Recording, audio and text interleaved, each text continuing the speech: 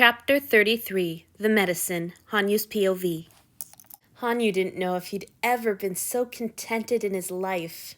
He had the tense little form of his god, his Antony, pulled tightly to his chest. It was thrilling, soothing, euphoric, perfect. No word served as well as perfect. The god had been chilly at first, but Hanyu's own body heat had warmed him until it felt almost like he was cuddling another human. Only better, because every bone and drop of blood in his body was singing that it's Antony, it's really him. I'm in Antony's bed and I have Antony in my arms. As soon as he had realized that the god felt guilty for giving him his deserved punishment, Hanyu had known that it would be an excellent time to make requests. He'd shot too far with his efforts to get his master to use him, but that was to be expected. As soon as Antony had explained that he was tired, Hanyu could have slapped himself. Of course he shouldn't have been trying for sex. The god had been exhausted hours ago when he came back from punishing Lord Missalina. He'd thought he'd ruined his chances to get anything, but then for some strange reason Antony had even been guilty for turning him down. Hanyu had known then that he was finally going to get permission to share his master's bed. And it was just as good as he'd hoped. He had thought he would be overcome with awe if this moment ever came, and he supposed he was, just a little bit. It was strange to think that saw Messiah's first poems and established the royal house of Taisha and cuddled with Hanyu as experiences that would all belong to the same person after this. But more than that, he was simply enjoying the closeness. Antony felt so small and solid against him. He had been stiff and squirmy when Hanyu first got into bed, but after a moment he had relaxed, bid Hanyu good night, and shut his eyes resolutely. Hanyu lay for several long moments feeling stupefied with joy. The god's breath slowed, then stopped. Did that mean he was sleeping, since he was no longer bothering with breathing? Hanyu thought so. He tested his theory by pressing his face into the back of Antony's head and inhaling. He was almost too distracted by the feeling of Antony's unbound hair tickling his nose and cheeks to make note of the god's scent. His master kept his hair braided so tightly most of the time that to feel it loose against his face was, all at once, shockingly intimate. Just as sweet and intimate was the smell of Antony's hair. It smelled of the salt water they washed with and the oils the god used. Something fresh and sharp, maybe lemon? Hanyu drifted off to a sweet, contented sleep like that, rejoicing all the while in the feeling of the solid little breathless body cuddled against his own. When he woke up, there was no moment of confusion. He was immediately aware of where he was and who was there with him. Antony was no longer pressed against him, but he was still there. Hanyu could feel his counterweight on the mattress. He kept his eyes closed for a moment, smiling and savoring the joy that swelled in every part of him. He's really here, with me. As it turned out, when he finally opened his eyes, Antony was only barely there. He was curled tightly into the upper left corner of the bed, so close to the edge that most of his hair was hanging loose from the side. Hanyu realized that the god hadn't had much choice. His own arms and legs were flung wide enough to encompass most of the mattress. Hanyu also appeared to have gathered both of the thin blankets, leaving Antony with only a corner of one that he'd managed to pull over his feet. Hanyu guiltily decided to untangle himself from the blankets and tuck them around Antony, but his movements weren't slow enough. Silver eyes opened and flicked over to meet his, perfectly clear and awake, making him jump. "Shit!" he gasped. "Do you always wake up like that? All at once, I mean?" "Yes. Do you always sleep like you're trying to learn the backstroke on a mattress?" Somehow, the grumbling made it all 1,000 times better. This was real. This was Antony, his scowl and his sour tone. Hanyu grinned at his master so broadly that his cheeks ached. "For goodness sakes, boy, you don't have to blind me," Antony groused. "Are you rested enough? Are you hungry?" "Yes, I'm rested. No, I'm not hungry." Hanyu smiled at the god's solicitousness. "What about you, my lord? Did you sleep all right?" "As well as can be expected, with a live eel wriggling around on the bed." With that, Antony rolled out of the bed and began stripping. Hanyu couldn't help his stare. He had only had the chance to see his master naked the night of the battle, and that night had been tense and frightening as well as exciting. This was nothing like that. Antony pulled his shirt over his head as casually as if he changed in front of Hanyu every day. He still caught Hanyu staring at his ass. It was a very shapely ass, so Hanyu didn't feel he should be blamed overmuch. "What? Have I shocked your virgin eyes, Master Nudity?" Antony drawled. This was Hanyu's chance to say something clever and seductive. He needed to make his voice low and husky, droop his lids a little and peer through his lashes, maybe play with his hair. He opened his mouth to begin. He yawned. Antony's strange, gasping laughter filled the little room as Hanyu blushed and stammered.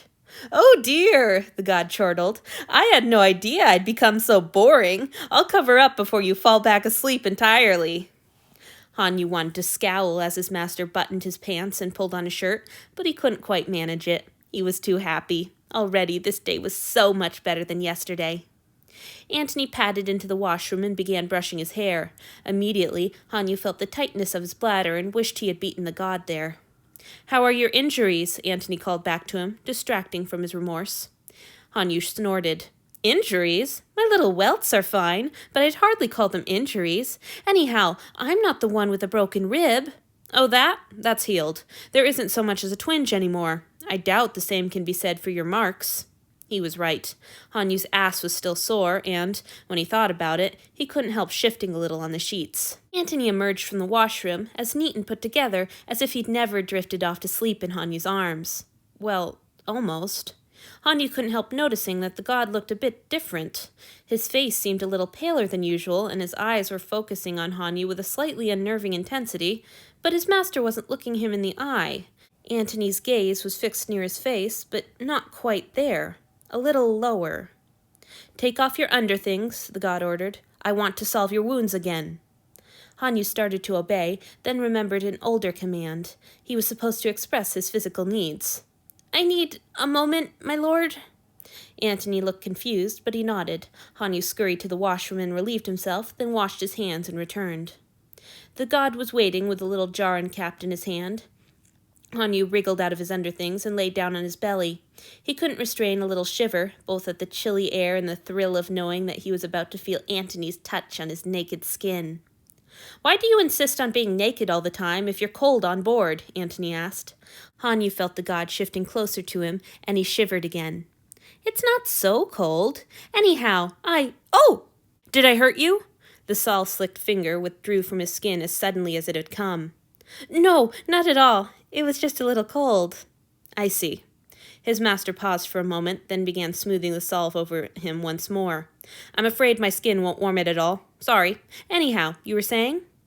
Hanyu tried to gather his scattered thoughts, but as the careful touches to the flesh of his ass continued, any hope of that was gone. "What was I saying, my lord?" "Never mind, pet." "All right."